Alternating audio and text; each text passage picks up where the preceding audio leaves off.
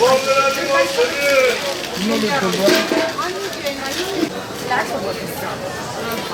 70 قريفة.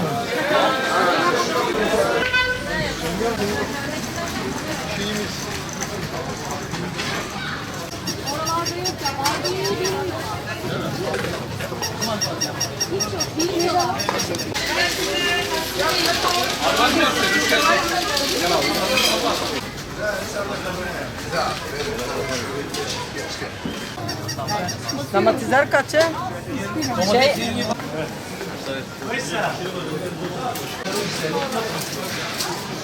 Yaşta mı iniyor bu? Evet.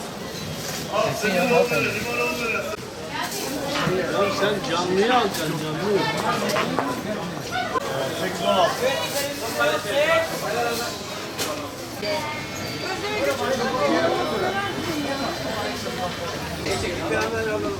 Aşağı başınızda iş olur.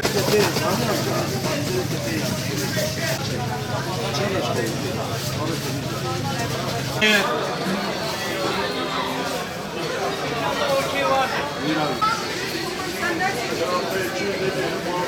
Gençlik, gençlik. Siz de bize destek olun. Onlarca bebek